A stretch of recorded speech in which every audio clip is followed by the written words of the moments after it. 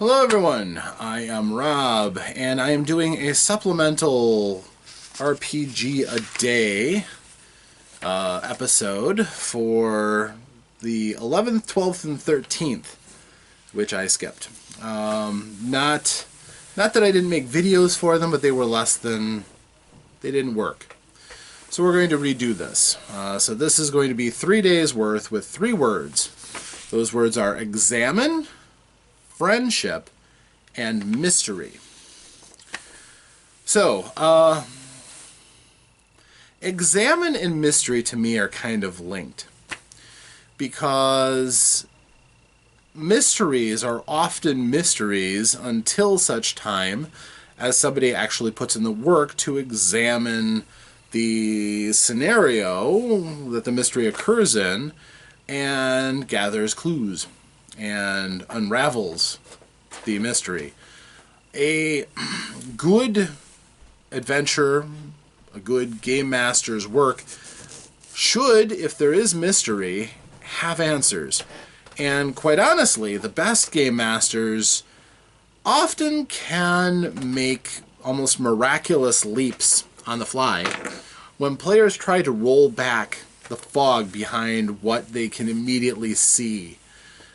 Sometimes in ways that, quite honestly, the adventure does not delineate, does not call for an answer to. But the players are curious.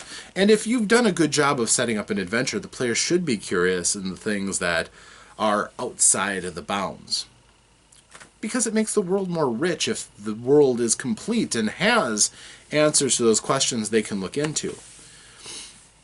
So examining is sort of like a weapon against the unknown. And players who never take the time to examine, who are only interested in what is given them, oftentimes are the ones who are the most stymied by mysteries. If you poll any group of gamers and you use the word railroad, which means the story will go on no matter what the players do. The player's actual input isn't necessary and sometimes not even wanted, because the entire adventure is a story that goes on regardless of what the players do. Most people will say that is a horrible abomination and I would never play in a game wittingly that has railroading, etc., etc., etc. However, in actual practice, many players coming in cold into a game will often take a passive position until they get to such things that they're confident their character can start working on. If their character is optimized towards combat, for instance, they may take a passive role in everything else because what they're interested in is the combat that their character is really good and really dynamic in.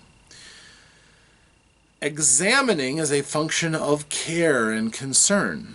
If you build up a player's desire to know more and to be able to come to grips with the world, to prevent, if nothing else, their character from being surprised, then you should start to have to deal with their characters poking into the nooks and crannies, and sometimes in directions that you didn't expect. This is something that veteran game masters often really look forward to. It's challenging for taking a block of text, for example, in a pre-made adventure, and when people ask for questions about things that are completely not described in any of the blocks of text that you're given, coming up with those things to answer those questions. If they're asking something that should be fairly obvious but just is left out by, error by omission, then as a game master, filling in those little details. What is that door made out of? If they don't describe what the door is made out of and it's just a door, a canny game master will know to either, well, it's a wooden door, it's got a metal handle, there is a locking mechanism on it, can't tell if it's locked or not, the hinges are on the other side of the door, so yeah, other than that, it's a fairly standard door. It's a good answer. Certainly serviceable. You can add a little bit of mystery, though, to it by, well, the door has several mysterious scratches across it. Knowing, for instance, that there is a werewolf in the area. The scratches look like they're about 1.5 to 2 inches apart, raked with a powerful blow across the door. There are several showing something was insistently trying to get through the door with animalistic intent. You've just set up a little foreshadowing for the encounter coming up with the werewolf. You have made that door unique and special, and now the players can refer to the scratched up door rather than just the generic door. So you have created something that their examination is rewarded by having more detail and more richness in your world. You've given the players something that they are rewarded by looking into your world and coming up with a detail that may give them a hint down the road. They fight that werewolf and they're like, I bet that werewolf is trying to get into this room. So that is a function of experience with dealing with players who are going to examine your world, and hopefully it holds up under the scrutiny. Sometimes it may require some fast thought and improvisation to do it, and sometimes you won't have to do that. Sometimes you'll have players who don't question things. They just take what you give them and try to go on with that. But good players will dig, and they will look for details, and they will look for things that they can exploit and learn from, and their characters can grow and take advantage from, rather than just passively going by whatever it is that you narrate as the text block in the scenario they find themselves in. Friendship is an interesting thing about role-playing games, in that just by playing with other people, you generally learn things about people from the way they role play, unlike almost any other venue that you will meet somebody in. Sometimes, like say, if you play a sport, you'll find somebody has a really competitive side, which is interesting.